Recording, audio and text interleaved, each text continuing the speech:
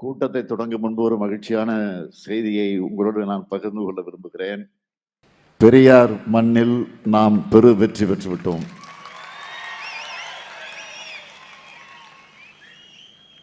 ஈரோடு கிழக்கு சட்டமன்ற இடைத்தேர்தலில் கழகத்தை எதிர்த்து போட்டிட்டு அத்தனை பேரும் டெபாசிட் இழந்திருக்காங்க என்ற வெற்றி செய்தியை இந்த கூட்டத்தின் வாயிலாக உங்ககிட்ட தெரிவிச்சுக்கிறேன். பெரும் திரளாக திரண்டிருக்கக்கூடிய பெரியோர்களே, தாய்மார்களே, இளைய சமுதாயத்தினுடைய இனிய நண்பர்களே, என் உயிரோடு கலந்திருக்கக்கூடிய தலைவர் கலைஞர் அவர்களின் உயிரினும் உயிரான அன்பு உடன்பிறப்புகளே,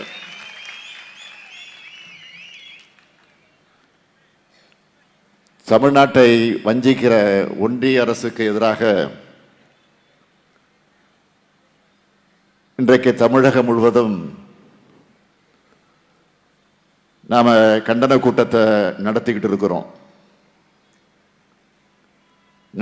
இருக்கோம் என்று சொல்வதை விட நடத்தக்கூடிய சூழ்நிலைக்கு தள்ளப்பட்டிருக்கிறோம். மிகவும் வேதனையோடு அந்த மனநிலையோடு இந்த கூட்டத்தை நாம் இங்கு நடத்தி கொண்டிருக்கிறோம். தொண்டமண்டலத்தோட நுழைவு வாயிலா ஜார்ஜ் கோட்டைக்கு வழித்தடம் அமைச்ச மாவட்டம் தான் இந்த திருவள்ளூர் மாவட்டம் என்பது மறந்துட முடியாது.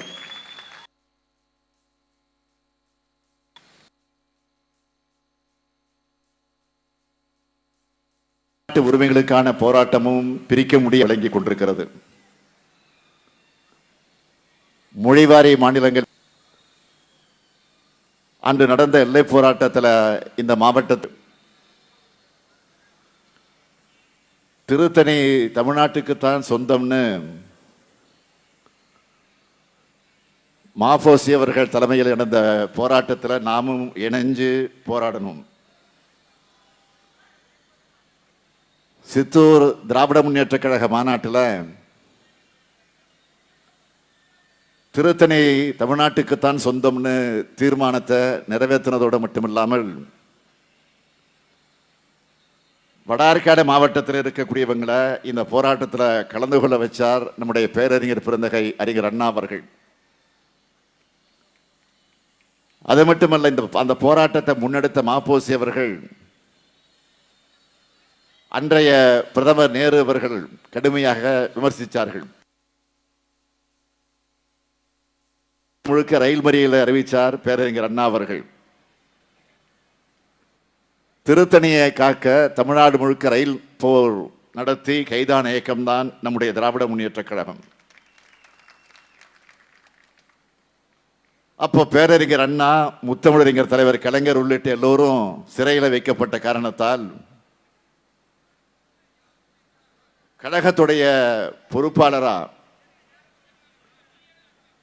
மதிப்பிற்குரிய ஏஜி அவர்கள், ஏ கோவிந்தசாமி என்று சொல்லக்கூடிய ஏஜி அவர்கள்,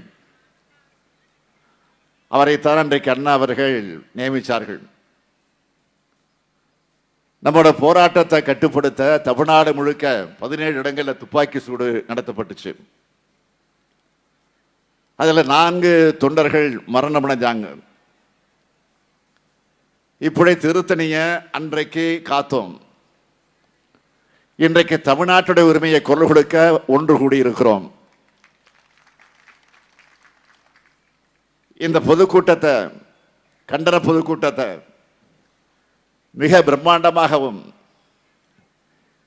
எழுச்சியோடும் ஏற்பாடு செஞ்சிருக்கக்கூடிய மாண்புமிகு நாசர் அவர்களை நான் மனதார பாராட்டுகிறேன். இளைஞரணி உருவான காலத்திலிருந்து என்னோட தோள் கொடுத்து நிற்கிற தோழன் தான் நாசர் அவர்கள். இன்னைக்கு தமிழ்நாடு முழுக்க ஒவ்வொரு ஊர்லயும் கழகக்கூடி கம்பீரமாக பறக்குது. அதை ஏற்றி வைக்க நான் கிராம கிராமமாக போனப்போ என் கூட இருந்தவர் தான் நம்முடைய அருமை நண்பர் நாசர் அவர்கள். அன்றைக்கு எப்படி பார்த்தேனோ அதே துடிப்போடும் பரபரப்போடும் இன்னைக்கும் செயல்பட்டு கொண்டிருக்கிறார். அவருக்கு பக்கபலமாக துணை நிற்கக்கூடிய சந்திரன் உள்ளிட்ட திருவள்ளூர் மாவட்ட நிர்வாகிகளுக்கும்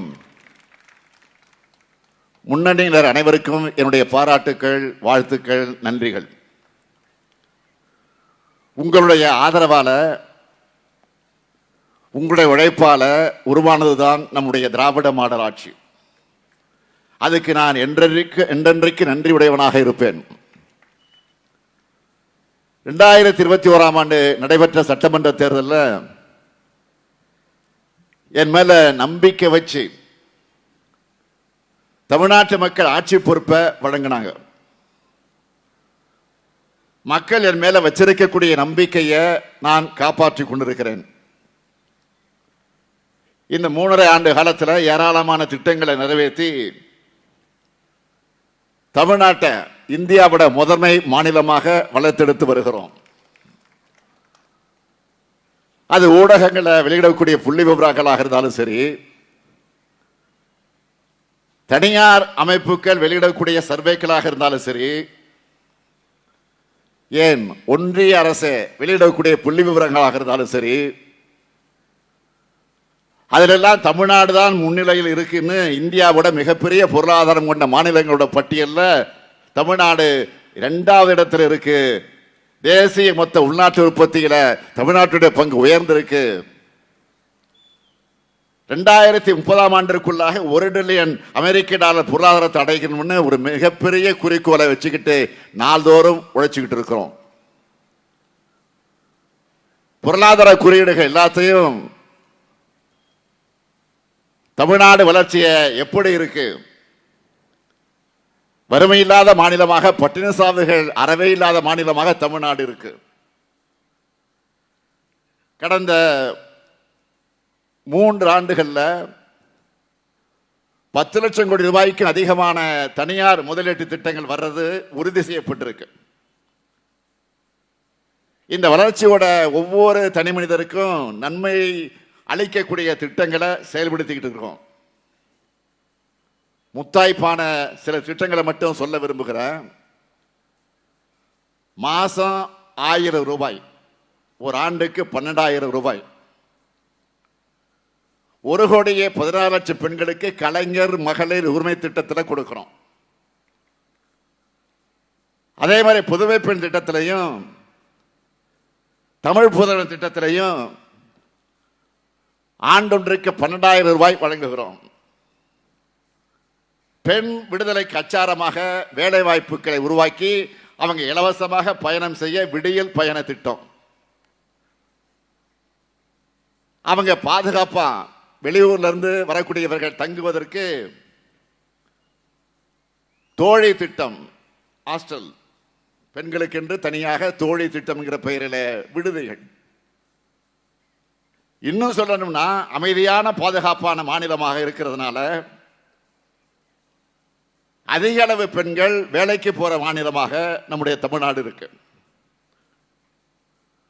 அடுத்து வருங்கால தலைமுறை வலிமையான தலைமுறையா வளர்வதற்கு சத்தான சுவையான காலை உணவை கொடுக்கிறோம்.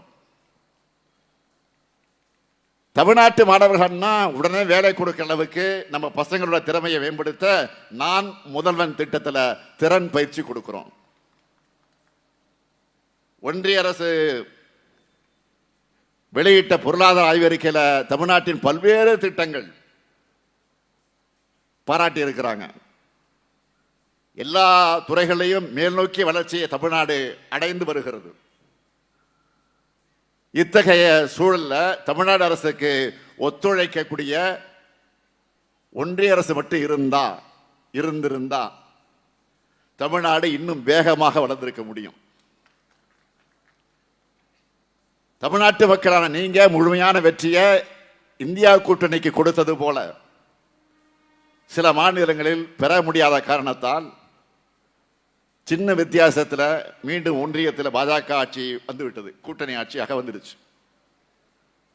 மூச்சுக்கு மூச்சு என்ன சொன்னாங்க? 400 சீட்டு ஜெயிப்போம்னு சொன்னாங்க. இறுதியில் என்ன ஆச்சு? 240 இடங்கள் கிடைச்சது அவங்களுக்கு. கடைசியில கூட்டணி கட்சியோட தயவோட ஒரு மைனாரிட்டி அரசை தான் அமைக்க முடிந்தது. ஆனாலும் பாஜக அரசு தன்னுடைய பாசிச சர்வாதிகார எதேச்சதிகார தன்மையை விட்டு இறங்காம பழையபடியே நடந்திருக்கிறது தான் இன்றைக்கு பார்த்து கொண்டிருக்கிறோம். மதவாத அரசியலை நடத்தி மக்களை ஒரே மயக்கத்தில் வச்சு அரசியல் ரீதியாக லாபம் அடையலான்னு நினைக்கிறாங்களே தவிர மக்களுக்கு நல்லது செஞ்சு மாநிலங்களுக்கு திட்டங்களை தந்து வளரணும் என்ற நினைப்பே பாஜகவுக்கு வராது. மதவாத அரசியல் மூலமா மக்கள் கிட்ட இருந்து ஓட்டு அறுவடை செஞ்சு காலத்தை ஓட்ட நினைக்கிறாங்க. அதனாலதான் ஒன்றிய அரசின் சார்பில் ஆண்டுதோறும் வெளியிடப்படக்கூடிய நிதிநிலை அறிக்கை வெற்று அறிக்கையாக இருக்கு. ஒன்றிய நிதியமைச்சர் மாண்புமிகு நிர்மலா சீதாராமன் அவர்களால் நாடாளுமன்றத்தில் தாக்கல் செய்யப்பட்ட நிதிநிலை அறிக்கையில் தமிழ்நாட்டுக்கு மட்டுமல்ல ஒட்டுமொத்த இந்தியாவுக்கு எதுவும் இல்லை. திருக்குறளை மேற்கோள் காட்டினா போதும், தமிழ்நாட்டை ஏமாத்தினான்னு நினைக்கிறாரு நிதியமைச்சராக இருக்கக்கூடிய நிர்மலா சீதாராமன் அவர்கள்.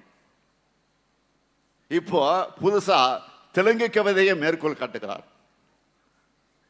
நாடு என்றால் வெறும் மண் அல்ல, அது மக்கள் தான் என்பதை அப்பாராவை எழுதின அந்த கவிதையோட பொருள். அந்த மக்களுக்காக என்ன அறிவிச்சாங்க? எதுவும் இல்லை. தெலுங்குல ஒரு பழமொழி சொல்லுவாங்க, பேரு பெத்த பேரு தாக நீளல் ஏதுன்னு சொல்லுவாங்க. பேரு தான் பெரிய பேரு, ஆனா குடிக்க தண்ணி கூட கொடுக்க மாட்டாங்கன்னு அதுக்கு அர்த்தம். அந்த மாதிரி தான் பேரு என்னவோ ஒன்றிய பட்ஜெட், இந்தியாவுக்கான பட்ஜெட், வளர்ச்சி பட்ஜெட். ஆனா எதுவும் அதுல இருக்காது. அனைத்து பகுதிக்குமான வளர்ச்சியை உறுதி செஞ்சிருக்கிறதா பிரதமரும் நிதியமைச்சரும் சொல்றாங்க. எல்லா பகுதிகளோட பேரும் இந்த பட்ஜெட்ல இடம்பெற்றிருக்கா? கொஞ்சமாச்சும் மனசாட்சியோட பதில் சொல்லுங்க. ஒன்றிய அரசினுடைய நிதிநிலை அறிக்கை என்பது அனைத்து தரப்பினரையும் ஏமாத்துகிற வகையில் அமைஞ்சிருக்கு. உழவர்கள், விவசாய பெருங்குடி மக்கள் 4 ஆண்டுகளாக போராடிக்கிட்டு இருக்காங்க. அவங்களோட முக்கியமான கோரிக்கையை குறைந்தபட்ச ஆதார விலைக்கான அறிவிப்பு இதுல இல்ல. கல்விக்கு மொத்தமே 2.3% விழுக்காடு தான் ஒதுக்கி இருக்கிறாங்க. சுகாதாரத்துக்கு மொத்தமே 1.8 விழுக்காடு தான் ஒதுக்கி இருக்கிறாங்க. பாதுகாப்பு துறைக்கு 4.91 லட்சம் கோடி ரூபாயும், உள்துறைக்கு 2.33 லட்சம் கோடி ரூபாயும் கொடுத்தவங்க சமூக நலத்துறைக்கு எவ்வளவு தெரியுமா? 60,000 கோடி ரூபாய் தான் கொடுத்திருக்கிறாங்க. ஆக மக்கள் வளர்ச்சியிலே இவங்களுக்கு எந்த அக்கறையும் இல்லை என்பதற்கு இதை விட வேறு சாட்சி வேணுமா? பட்டியல் பழங்குடியினருக்கான நிதி ஒதுக்கீடும் குறைவு, புதிய வேலைவாய்ப்புக்கான திட்டங்கள் இல்லை,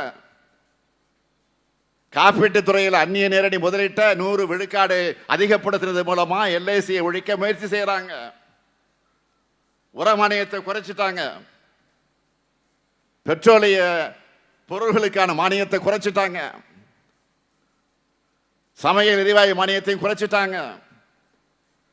பொருளாதாரத்தை வளர்க்கிற திட்டங்கள் இல்லை, பொருளாதார ஏற்றத்தாழ குறைக்கிற முயற்சிகள் இல்லை, நிதியை பெருக்கிற திட்டங்கள் இல்லை.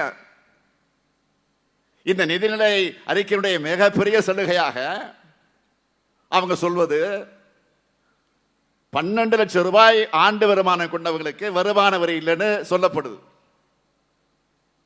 இந்திய நாட்டினுடைய மக்கள் தொகை எவ்வளவு? 140 கோடி. அதுல 2 விழுக்காட்டுக்கு குறைவான மக்களுக்கு தான் சலுகை தானே தவிர வேறல்ல. இதையே பெரிய சாதனையாக காட்டுறாங்க. அனைத்து மாநிலங்களுக்கான ஒன்றிய பட்ஜெட்னு சொல்லிட்டு பீகார் பீகார் பீகார்னு 6 முறை சொல்லுகிறார் அமைச்சர் நிர்மலா சீதாராமன் அவர்கள். என்ன காரணம்? ஏன்னா அங்கதான் சட்டமன்ற தேர்தல் வரப்போகுது விரைவில். கடந்த முறை நிதி அறிக்கையில் என்னாச்சு? ஆந்திரான்னு அறிவிச்சாங்க. அங்க சட்டமன்ற தேர்தல் வந்தால் அப்படி சொன்னாங்க. இப்ப பீகார்ல தேர்தல் வரப்போகுது என்பதால பீகார் பீகார்னு சொல்றாங்க. பீகாருக்கோ ஆந்திராவுக்கோ திட்டங்களை ஒதுக்க வேணாம்னு நான் சொல்லல. எங்களை ஏன் புறக்கணிக்கிறீங்கன்னு தான் நாங்க கேட்கிறோம். தமிழ்நாட்டுக்கான புதிய சிறப்பு திட்டம் உண்டா? இல்ல. தமிழ்நாட்டுக்கான புதிய ரயில்வே திட்டம் உண்டா? இல்ல. ரயில்வே திட்டங்களுக்கான நிதியாவது அதிகம் கொடுத்திருக்கிறாங்களா? இல்ல. சென்னை மெட்ரோ 2ஆம் கட்ட பணிகளுக்கு நிதி உண்டா? இல்ல. பெஞ்சல் புயலுக்கு இழப்பீடு உண்டா? கிடையாது. மிக்ஜாம் புயலுக்கு இழப்பீடு உண்டா? அதுவும் கிடையாது. மதுரை எய்ம்ஸ் மருத்துவமனைக்கு நிதி உண்டா? கிடையவே கிடையாது. ஒருங்கிணைந்த கல்வி திட்டத்துக்கு நிதி இருக்கா? இல்ல. குடிநீர் திட்டத்துக்கு இல்ல. வீடு கட்டு திட்டத்துக்கு இல்ல. எதை எடுத்தாலும் இல்ல இல்ல இல்லதான். இதுக்கு பேர் பட்ஜெட்டா? நான் கேட்கிறேன், இதுக்கு பேர் பட்ஜெட்டா? மாண்புமிகு நிதியமைச்சர் நிர்மலா சீதாராமன் அவர்களே, தமிழ்நாட்டை சார்ந்தவர் என்பது பெருமையா, இல்ல தமிழ்நாட்டுடைய வளர்ச்சிக்காக நிதி ஒதுக்கிறது பெருமையா? கொஞ்சம் யோசிச்சு பாருங்க. உங்களுடைய மனசாட்சிக்கு இதை விட்டு விடுகிறேன். இந்த கேள்வியை கேட்டு நான் இத்தோடு விடுகிறேன். அதை மாநிலங்களுக்கு நிதி தராத ஒன்றிய அரசு கடன் தருது. அது வட்டி இல்லாத கடனா? வடக்குல நடக்கிறது ஆட்சியா இல்ல வட்டி கிடையா? அப்பா தன் பிள்ளையோட படிப்புக்கு உடைக்கு உணவுக்கு பணம் தராம கடன் தரேன்னு சொல்ல முடியுமா?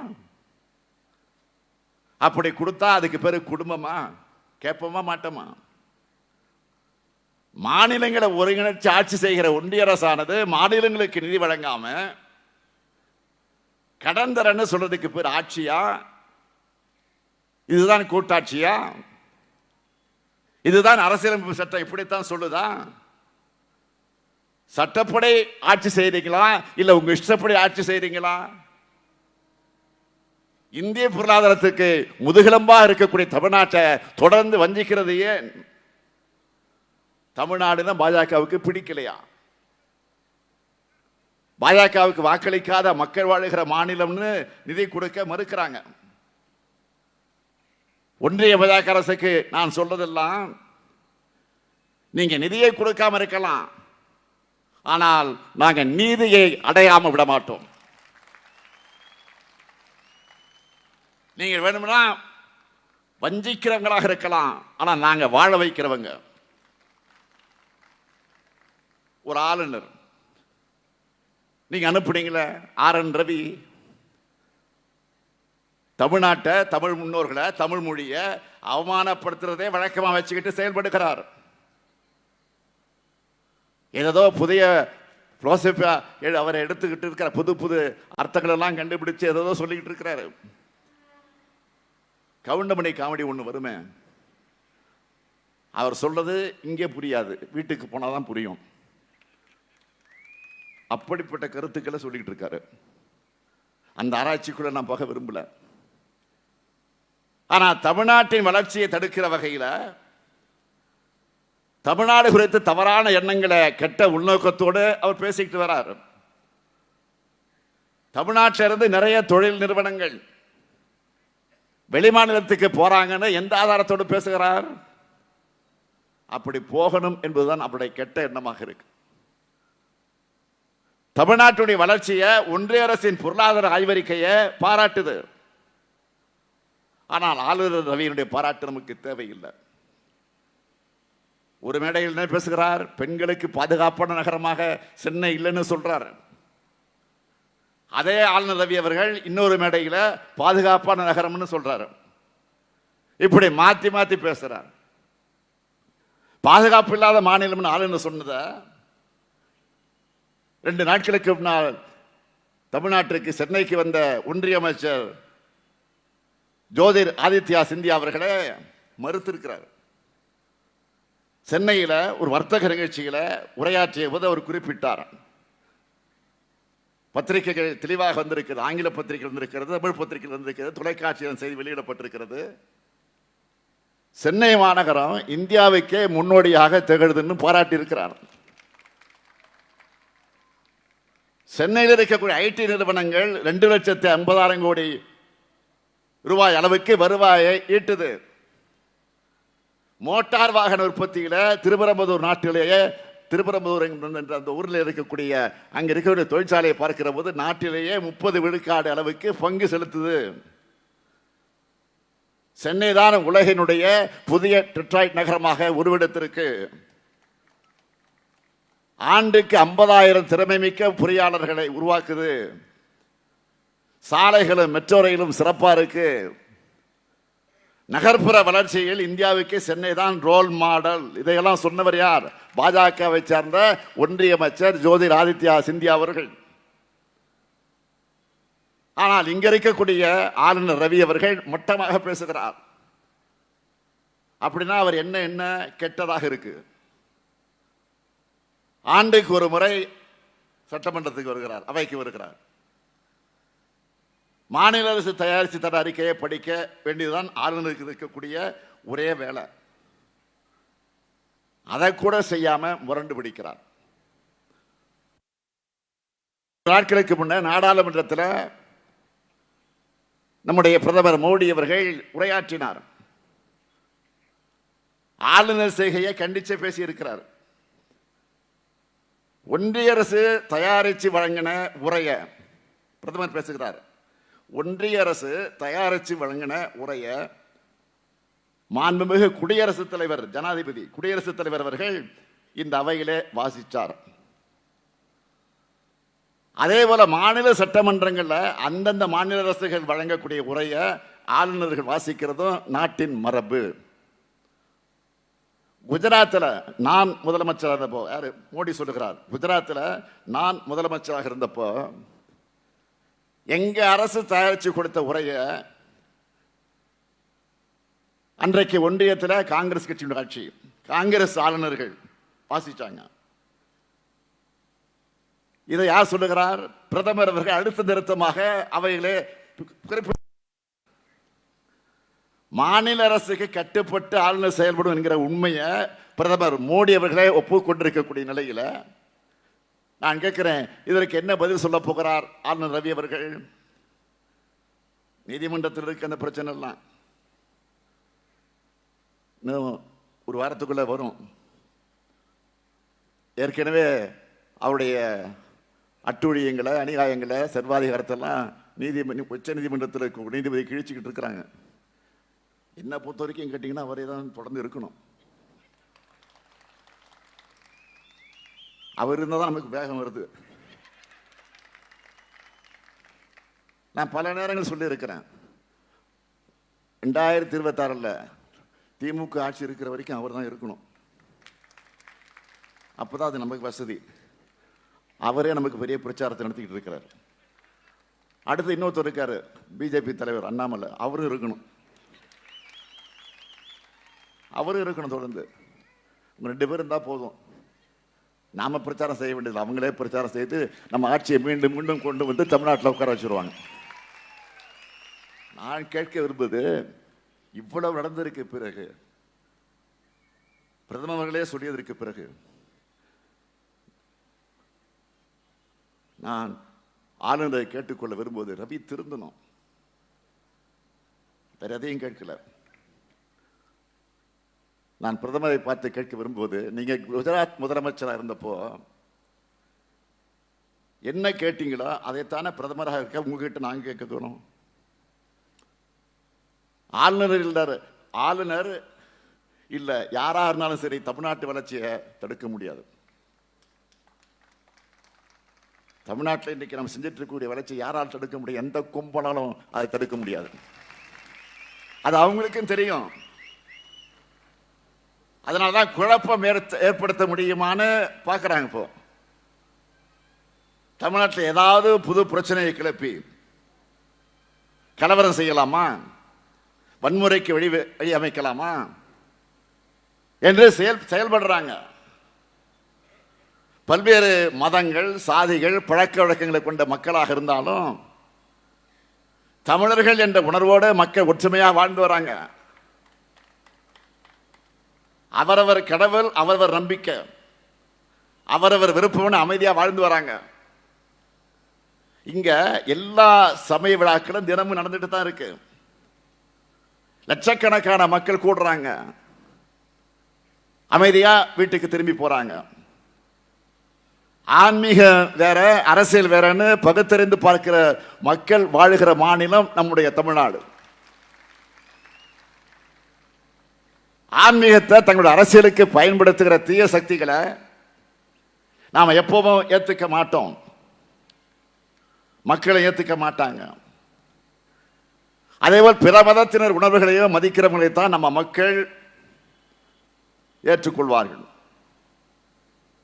இத மக்கள் கொடுக்கிற பேட்டிகளே பார்த்திருப்பீங்க. இதை பற்றி என்னைக்குமே நான் சொல்ல விரும்புவது மதவெறியா மாறாது. அதனால்தான் பாஜக ஆளுகிற மாநிலங்களைப் போல வன்முறை காடாக இல்லாம அமைதி பூங்காவாக தமிழ்நாடு இருக்கு. இந்த அமைதியை சில சக்திகளால் பொறுத்து கொள்ள முடியல, அதனால சீர்குலைக்க பார்க்கிறாங்க.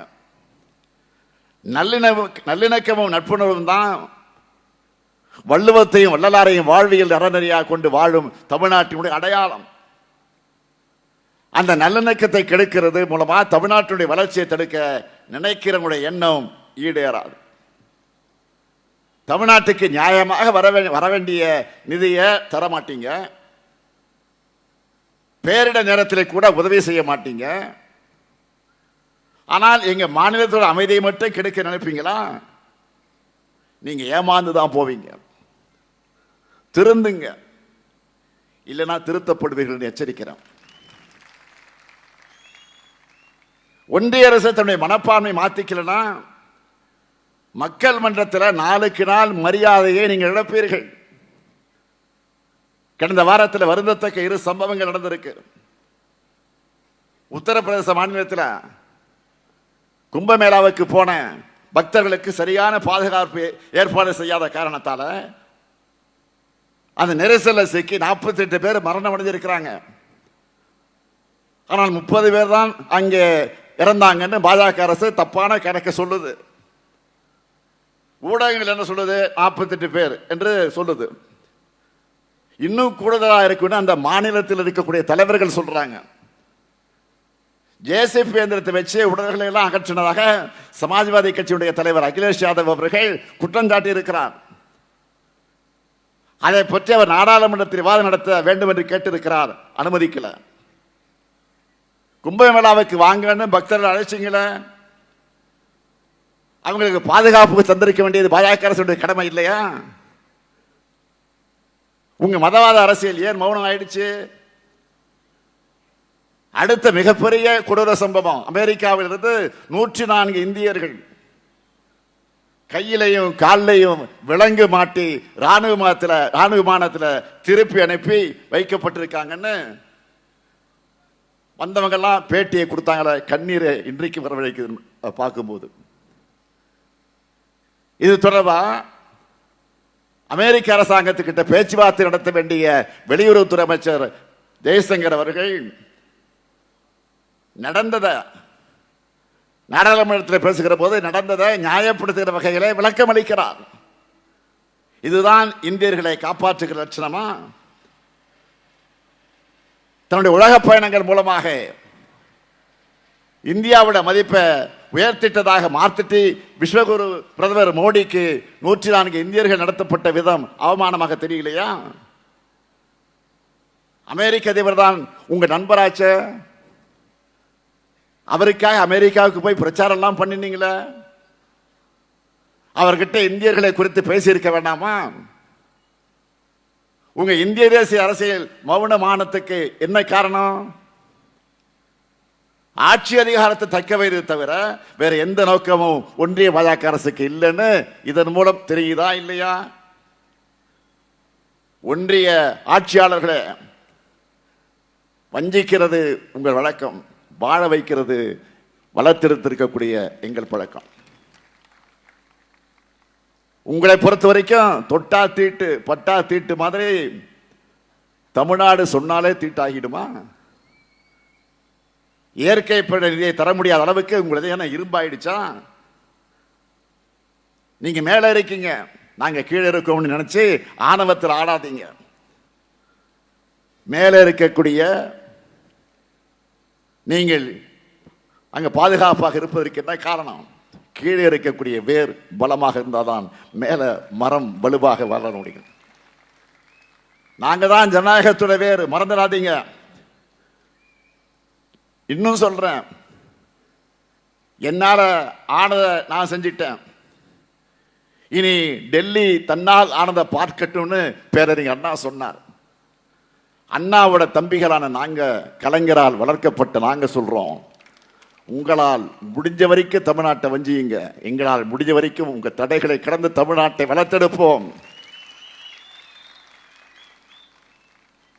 ஒன்றிய பாஜக அரசுக்கும் கடந்த காலத்தில் கொத்தடிமைகளாக நடத்திய தமிழ்நாட்டின் அனைத்து உரிமைகளையும் அடகு வச்ச அதிமுகவுக்கும் ஒட்டுமொத்தமாக பாடம் புகட்டக்கூடிய தேர்தலாக 2026 சட்டமன்ற தேர்தல் அமைய போகுது.